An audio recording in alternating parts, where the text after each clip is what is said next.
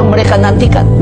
Kalau andai kata saya laksanakan itu, he's only an airplane maker, he can never make Indonesia. Dia, itu yang mereka isunya yang tunggu. Saya akan menghadapi inflasi tinggi, suku bunga tinggi, nilai rupiah anjlok hanya 20% dari nilainya. Yang tadi hanya sudah melampaui 16.000 mau ke 20.000. Negara tetangga, saya sebut aja namanya Lee Kuan Yew, dia mengatakan apa?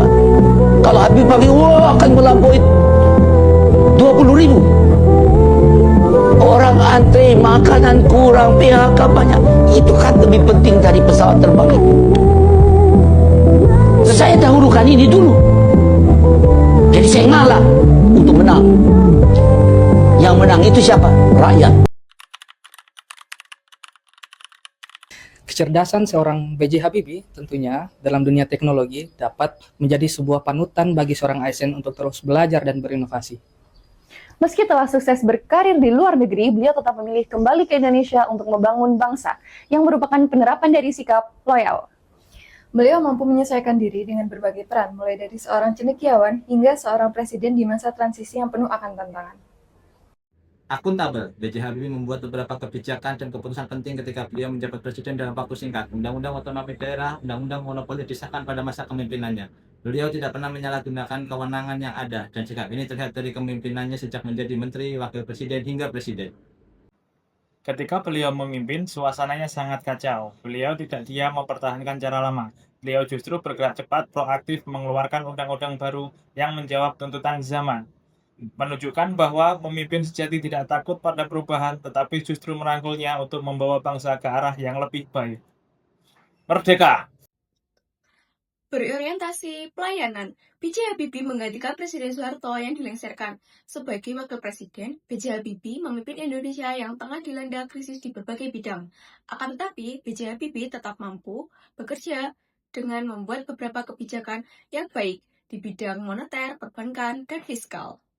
B.J. Habibie menunjukkan sikap adaptif dengan cepat menyesuaikan diri di masa transisi reformasi, mengambil langkah demokratis, dan beralih dari ilmuwan menjadi pemimpin nasional, selaras dengan nilai berakhlak yaitu adaptif. Pak Habibie menunjukkan nilai loyal dan berorientasi pelayanan. Beliau rela menunda ambisi untuk membangun industri pesawat demi menyelamatkan rakyat dari krisis. Itulah wujud pengabdian dari seorang pemimpin. Di masa penuh gejolak, B.J. Habibie hadir menggantikan Presiden Soeharto. Dengan sikap mengerti, beliau merangkul semua masyarakat menjadi persatuan dengan perbedaan. Habibie memberi teladan bahwa harmoni bukan berarti tanpa perbedaan, melainkan kemampuan untuk saling menghargai, mendengar, dan mencari titik temu. Inilah nilai harmonis yang harus menjadi pegangan ASN, bekerja dengan rukun, menghormati perbedaan, dan menghadirkan pelayanan yang menyenangkan bagi masyarakat. Nilai-nilai kompeten dalam sosok Habibie dapat dilihat dari beliau yang gemar sekali untuk terus belajar dan juga terus mengikuti perkembangan.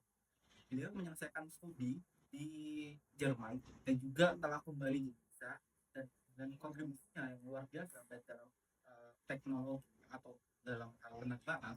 Beliau dijuluki sebagai bapak teknologi di Indonesia.